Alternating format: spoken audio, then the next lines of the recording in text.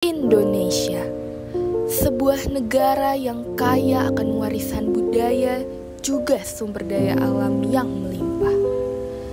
Dengan beragam potensinya yang tersebar luas di seluruh penjuru tanah air, Indonesia memiliki modal yang kuat untuk menjadi negara yang maju di 2045 mendatang.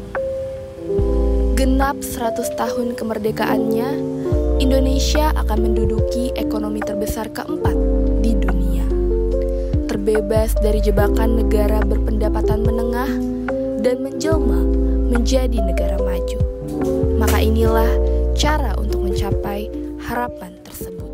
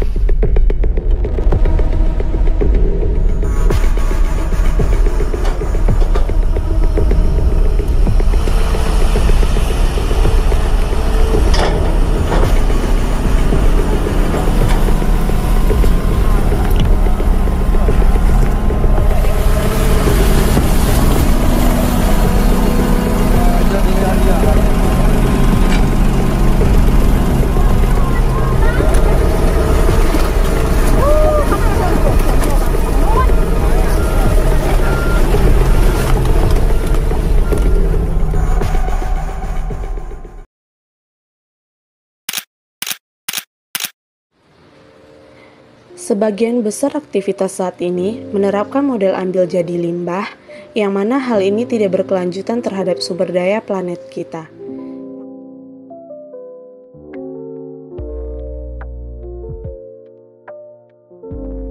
Maka dari itu, penting bagi kita untuk mulai mengadaptasi sebuah proses ekonomi sirkular berupa sistem yang berfokus pada pencapaian potensi penuh suatu bahan baku dan pengurangan limbah.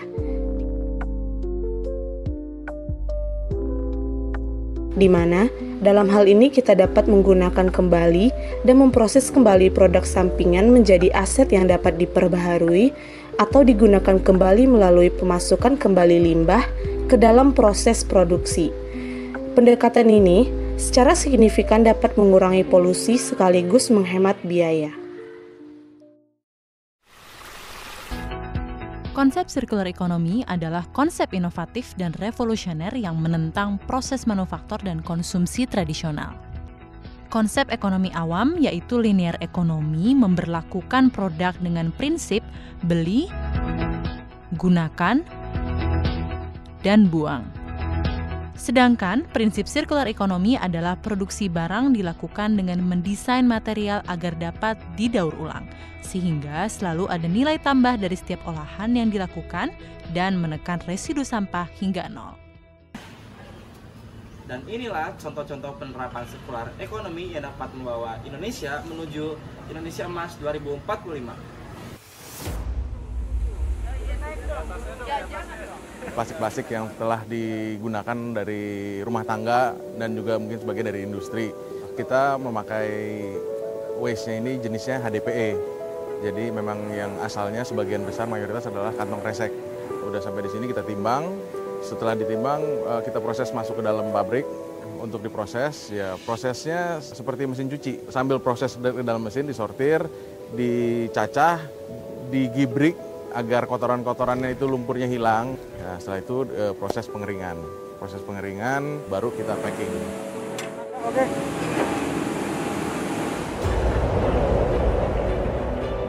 Kalau dari laboratorium memang itu prospektif dalam beberapa hal dengan ditambahkannya plastik ke dalam aspal yang dalam hal ini sebenarnya kita sebut sebagai aditif, komposisinya sekitar 4-6% dari campuran aspal yang 100%.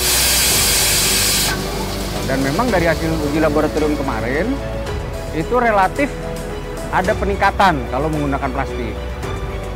Cuma yang disebut baik itu harus diuji 2 kali, baik di laboratorium dan baik di lapangan. Implementasi Aspal plastik ini adalah membuktikan bahwa pertama adalah plastik itu memiliki nilai, jadi bukan sampah tapi memiliki suatu produk yang berkelanjutan.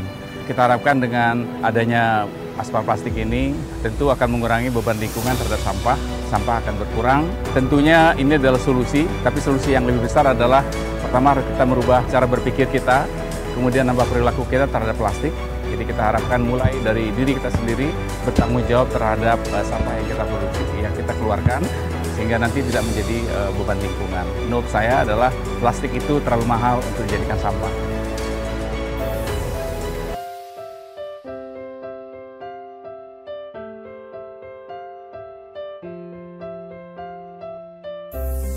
SDN 4 Taman Sari di Kecamatan Gunung Sari, Lombok Barat menjadi sekolah pertama di dunia yang dibangun menggunakan bahan baku plastik blok. Bangunannya pun terlihat natural dan dapat tahan hingga 100 tahun.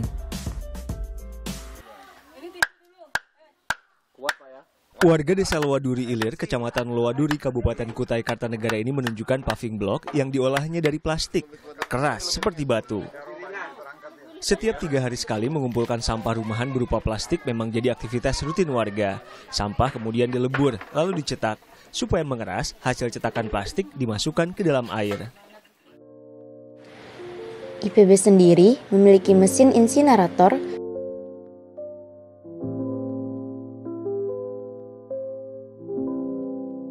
rumah kompos,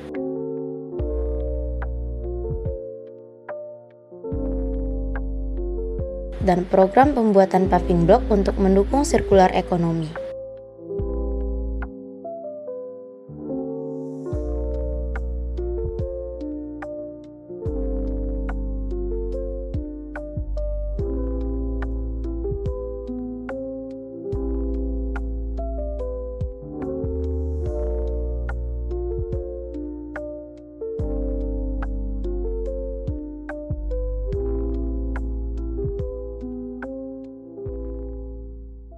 Dari limbah jadi manfaat. Ciptakan kembali. Sirkular itu kunci.